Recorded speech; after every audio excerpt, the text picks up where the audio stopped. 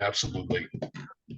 Hello, this is just kind of a little overall outlook on how we should be approaching the end of the semester and the big takeaways and how you're going to read a problem and kind of know in what direction to head.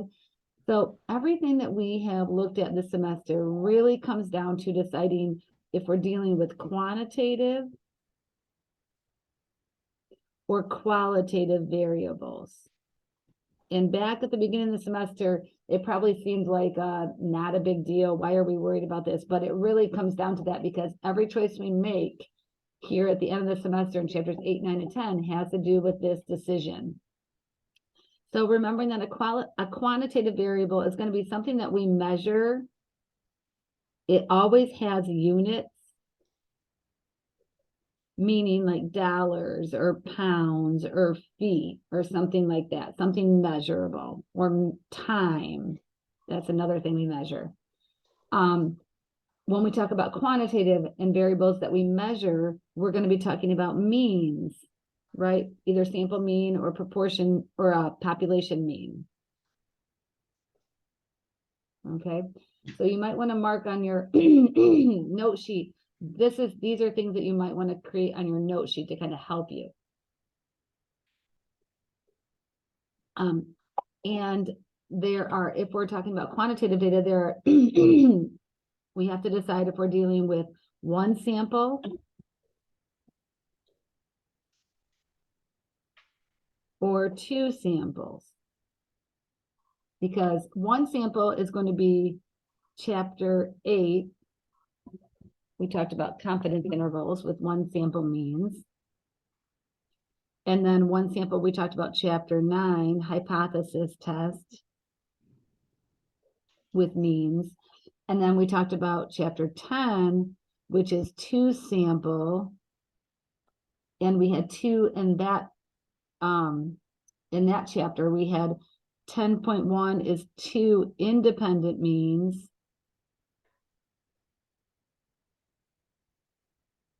And then in chapter 10, we have 10.4, which is the paired samples.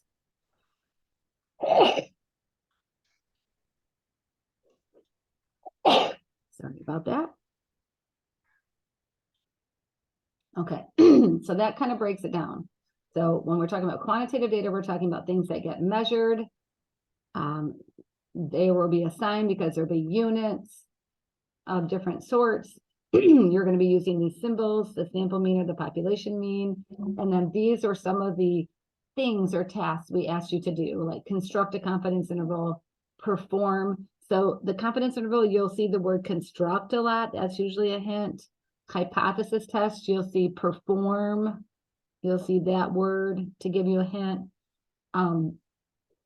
In chapter 10, they also talk about confidence intervals with two samples, but we only focus on the hypothesis test of both. Okay. Also in chapter 8 was also sample size.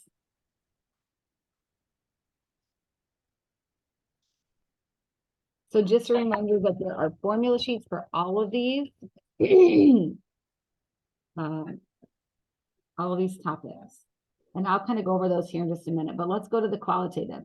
So if we're dealing with qualitative variables, we're talking about, usually it's going to be like a yes, no question or categorical data, where when you collect the data from someone, you're going to tally it and turn it into a percent or decimal value. And so that will kind of give you a hint you're dealing with qualitative data. Now with qualitative, you're going to see P hat is going to be your sample proportion. And that's always by taking X, your number of items that qualified for your yes or no or your categorical value variable out of the number in the sample. And then there's also the population proportion. And then without having to rewrite it, we have our same situations over here. We have a one sample, construct a confidence interval. We have a one sample, perform a hypothesis test. And then under the, so we have the one sample chapter 8, confidence intervals. We have the chapter 9, hypothesis. And then we have the 2 sample, and the only 2 sample for proportions is 2 independent proportions. Now, this semester, in 2022, because this will change for 2023, I didn't actually go over. This would have been 10.3. I did not add that for my online class, but it will be for spring and winter of 2023. So this, you don't have to worry about if you're in 2022 watching this video. So those are like the main, that's kind of like the main overall outlook.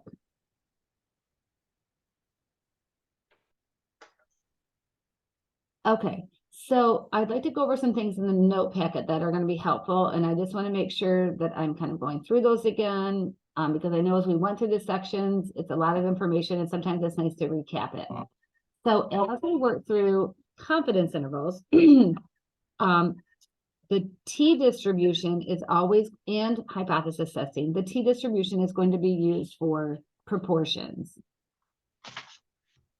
I'm sorry. Means, I'm sorry about that. I misspoke. Means is when, and the X bar and the mu, that's when we're going to be using the T distribution. Sorry about that. When we're talking about proportions, we'll be using the Z or the normal distribution. So the only time that we use the normal distribution when we're talking about means is when we're trying to find sample size. Every other time we use the T distribution. With degrees of freedom, where degrees of freedom is our n-1. Okay, and we use this table for typical alphas. Also, I want you to notice, this has kind of been a topic of as we're building in throughout these chapters, is when our confidence level goes up, right? Our confidence level and our alpha are complements of each other, meaning we take our confidence level 1 minus our confidence level, and that's how we get our alpha. So as our confidence level goes up, our alpha goes down because they have to add to 1. So when our confidence goes up and our alpha goes down, we're going to move from left to right in this table. You can see our alpha area in the right tail, which is our alpha. As our alpha goes down, our T values are increasing. And our Z values are at the very bottom. There's no degrees of freedom, so there's just one list of those. And I also recommended, hopefully everybody did this, I wrote my alphas from up here. I wrote them at the bottom so I could quickly see them for the Z critical values instead of going all the way down the column. Now, as well as the T values, as your alpha goes down, your Z values go up. And the reason that is because on its curve, as you get further away from the mean, right, which is when you're moving this way or this way. So as your Z values or your T values, as you get further away from the center, meaning you're more than 1, more than 2, more than 3, more than 4 standard deviations away from the center, it becomes more and more unusual or unlikely, right? And so that's why the P value and the alpha, those get smaller out here because it's less likely to be this far away from the center. Okay, so just for something to add is we can kind of do this. As your confidence level goes up, your alpha goes down, which causes your Z and your T to go up, which at the same time means your P value will go down. Okay, let me reiterate that. As your confidence level goes up, your alpha goes down. They're complements. They have to add to 1. That also means that your critical Z and T values are going to go up.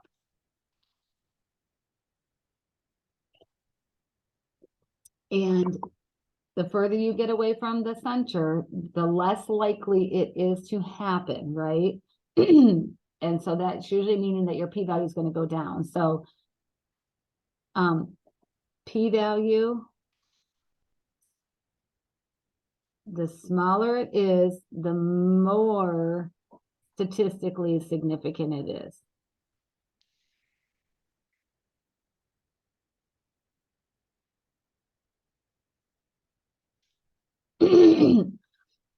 Because the smaller it is, the further it is away from the center, which is the more unlikely it is to occur. Okay, I apologize for all my copying. Okay, so let's go to another little topic. Just wanted to reiterate where things are in this formula packet. You will get to use one of these on the on the final exam, as well as 2 8.5 by 11 sheets, front and back of your choice. The things that I would be putting on those 8.5 by 11 sheets are things like this outline that we just created here, things that are going to help direct you to the right pages. Okay, so page 300. In your formula packet, you may want to mark, oh, confidence intervals, that's where they are. And sample size, that's where they are, is on page 300. The formulas are here, the requirements, which is what we did in chapter 7. Okay, chapter 7 was all about building those, the central limit theorem requirements, right? Those are just listed here for you. And also a reminder, if I ask you to explain if your situation meets the requirements from the central limit theorem, I'm expecting you to give me, the random sample is kind of a gimme. You can just check that off. The independent sample and the normal, I'm expecting you to show me values for these. You can't just say, yep, it was normal, or yep, it was independent. You need to show me numerical values to get full credit for those. I've been really kind of talking a lot about that on feedback and things like that on your assignment. Sample size, reminder that for proportions, there's 2 of them. This is not written very well, but this whole thing is being squared. This whole, so you're going to take your sample p hat times 1 minus your p hat. This is a critical value of alpha divided by 2 divided by your error. And then that whole ratio is squared. That's if you had data from a prior survey or something. Now, if you don't have any prior data from a prior survey, you're just going to use this formula over here again, but this whole ratio is being squared. It's hard to see the 2. Now, if you're talking about a sample size for means, I rewrote it over here because my parentheses kind of got shifted, and I apologize about that. This whole ratio is being squared. It's the critical Z of alpha divided by 2 that we talked about on the prior page. Right here. You're going to find that critical value. You're going to divide, you're going to multiply by the sample standard deviation and divide by the error. And then that whole ratio is going to be squared. Also, reminder, sample size always gets rounded up to the nearest whole integer. Also, when we're talking about sample size for proportions, the error is going to be a percentage. I want to be within 2 percentage points or 3 percentage points. We turn that into a decimal. When we're talking about sample size for means, we're talking about something that has units. Okay, so I want to be within 2 dogs, or I want to guess this average weight within 2 pounds. Okay, so error will be units. Next page, 301, it's hypothesis testing for proportions. Again, here are the requirements that should be satisfied numerically. Then I walk you through every step. Notice on the notes, I kind of listed out step 1, step 2, step 3, 4, and 5, and 6. I'm expecting you to label those just like we did in class on the notes, okay? If you have not been watching the chapter review videos for chapters 8, 9, and 10, I'm creating one for 10 this weekend. If you're watching this in 2023, it'll already be created, but that worksheet is out on Canvas now. You can start working on it for chapter 10 and 2 samples, and I will be putting that video out soon, probably Sunday, maybe Saturday. So you can do your hypothesis test using the classical approach, using critical T or Z values. and it lines it right up. Your two-tailed, your left-tailed, your right-tailed should match your choice from step 1. And then your p-value approach, two-tailed, left-tailed, right-tailed, again, should match your choice from step 1. The difference is if you're doing the p-value approach, p-value as in the likelihood of this weird event happening is always going to be rejected the same way. If that p-value is less than alpha. Now, if you're using the classical approach, there's different ways that you're going to reject, because the classical approach is always about being in this like danger zone area that we have to identify with a critical t or z value. The p-value approach is just simply saying if that probability is less than your alpha threshold, you reject. Okay. Then on page 302, it is your hypothesis test for means, again, laid out just like it was on page 301, except for we're doing the hypothesis test for means. And we're going to have a test statistic T instead of Z. Remember, these test statistics are just a fancy Z-score, which we learned how to calculate back in chapters 2 and 4. Chapter 10, we move into the double population confidence intervals. We're not worried about these this semester or sample size. They're here. You can even make yourself a note. You won't have to worry about these. Page 304 is referring to 10.3. Again, follow 2022. You don't have to worry about that. Okay. 10.1, page 306. In Desmos, it's the two sample mean, because it's a t-test, because we're talking about means. These are two independent samples, right? Maybe information, I'm testing information about my stats class in person versus my stats class online. They're two independent samples.